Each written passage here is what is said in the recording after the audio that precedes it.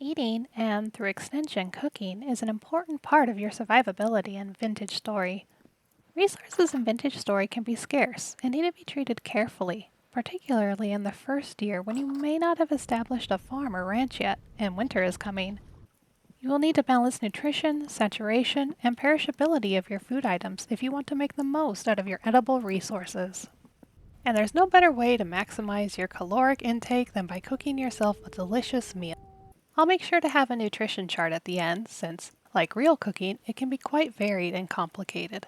So grab yourself some snacks, break out your apron, and let's get into it.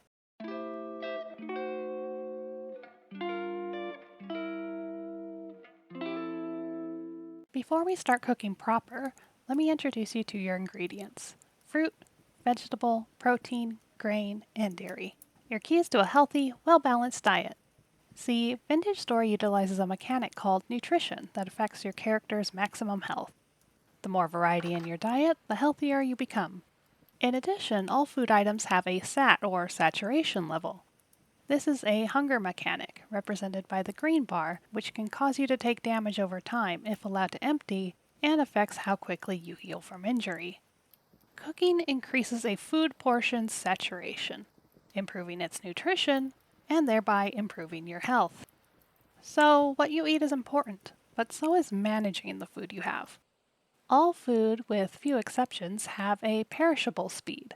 This is how good your food will be until it eventually starts to go bad, losing saturation and eventually turning into inedible rot. You can have all the berries in the world, but that won't help you if the berries won't make it through the winter. While we won't be going into the details about perish speed right now, try to keep that in the back of your mind, whatever you decide to cook.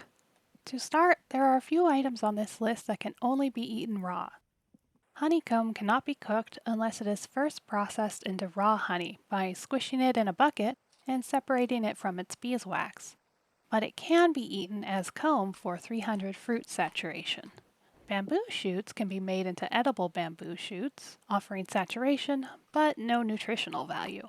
In addition, lump of fat, vintage beef, walnut seeds, termites, and grubs, while all edible and offer protein nutrition, cannot be cooked, so they won't be used in any of the following recipes. Not that you'd want to eat termites or grubs anyways. The simplest form of cooking utilizes the fire pit. Made by simply placing a piece of grass on the ground and adding 4 pieces of firewood, this basic cook station will be almost everyone's first vehicle of processing food.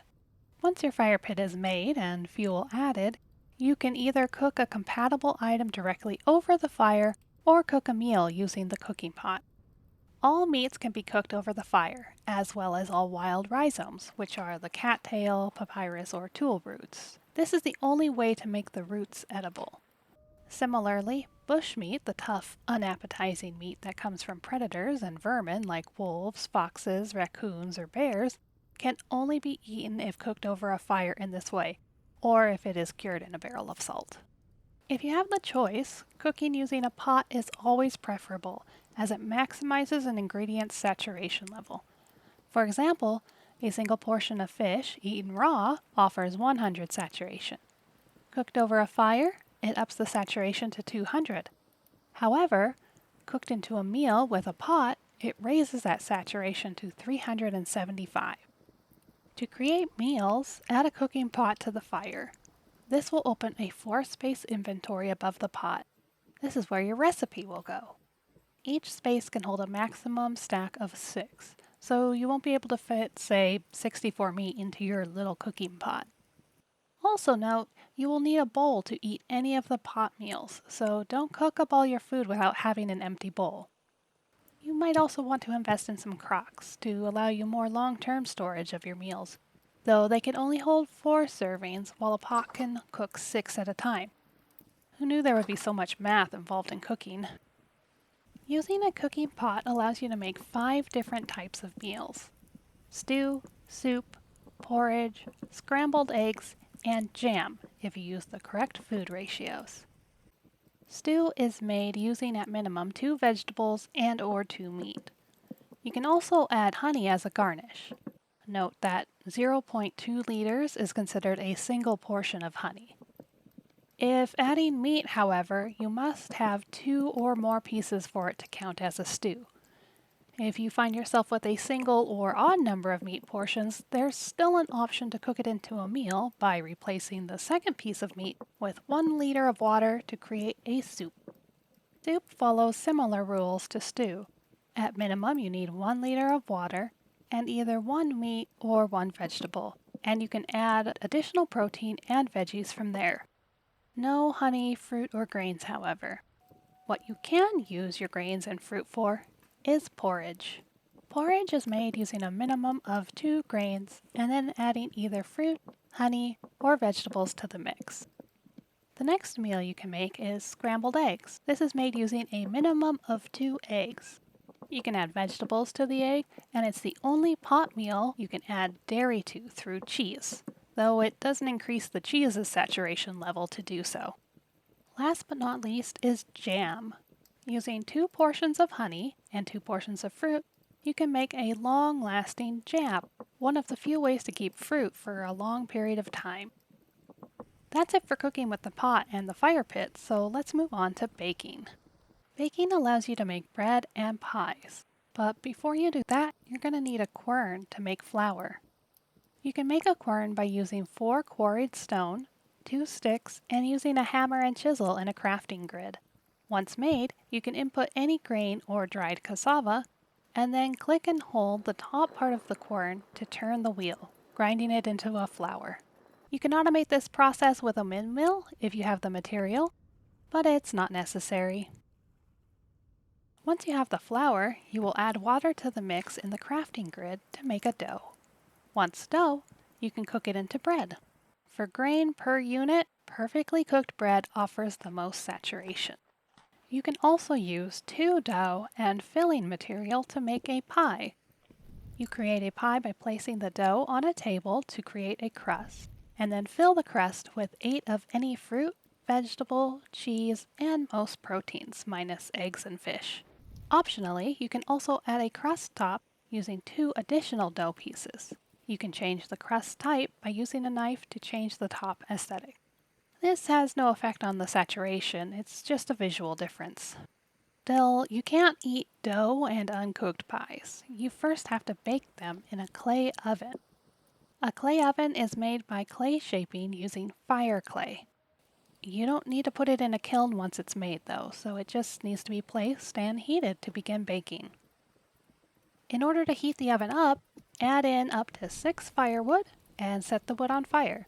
And wait. Once the fire is all burnt out, the oven will retain that heat for a while, dissipating slowly to bake your pies or bread. An oven above 200 degrees cooks swiftly, while under that, progress slows.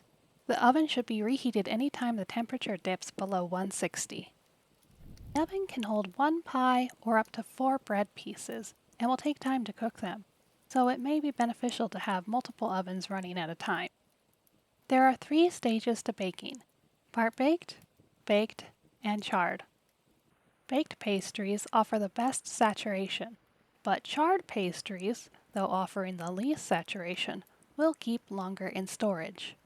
I should add that you can cook bread over a fire pit up to a stack at a time, but the bread will always be charred when it comes out. Still, this may be convenient for those of you who don't have time to babysit an oven and are looking for a more shelf-stable grain option.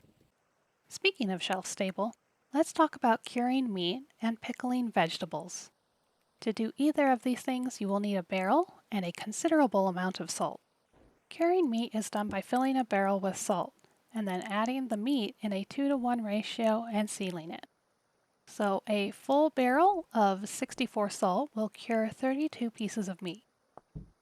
Pickling is similar, done by combining water and salt in a barrel in a 2-to-1 ratio. So 25 salt per 50 liters of water to create a brine. Then you can add 1 vegetable per unit of brine and seal it to make pickles.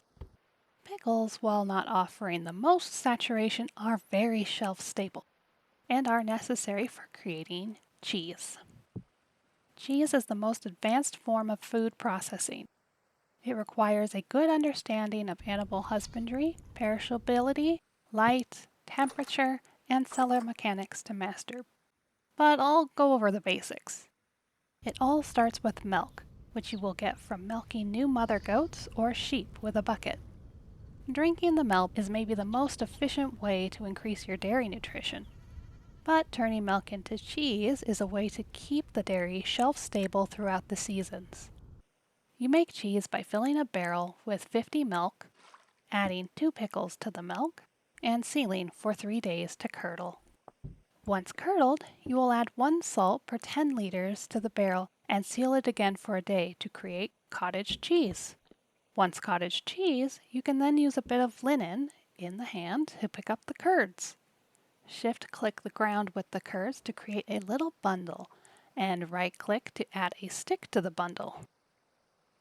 Click and hold right-click to squeeze the liquid out of it. Open up the package to reveal raw cheese. Add 5 more salt, and you will now have raw salted cheese. At this point, it is ready to start aging on a shelf. This is where you will need to be careful that your perish speed does not exceed your aging speed. You can add wax to the cheese to keep it from perishing too quickly, and keeping the cheese in a cool environment or in a cellar will help. There's one final form of food production, though it's more of a liquid production than anything. Brewing and juicing. Brewing is pretty simple.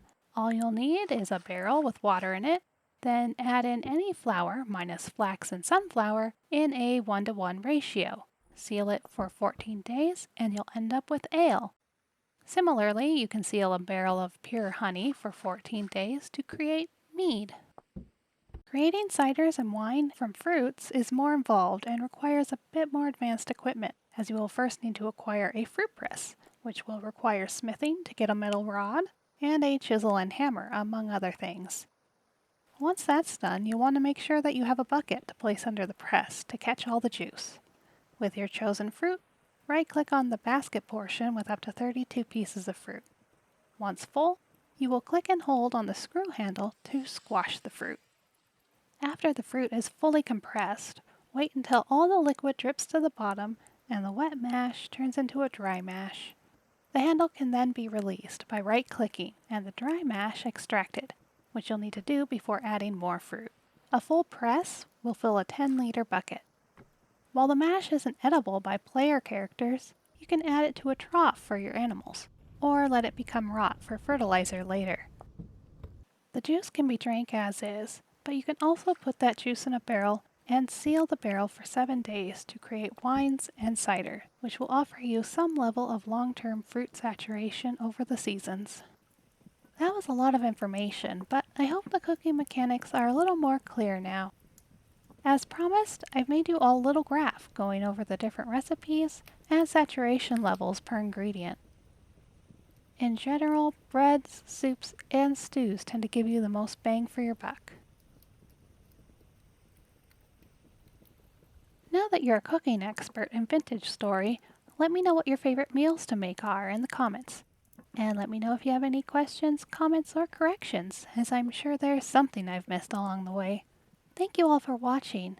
I can't wait to see what we cook up next.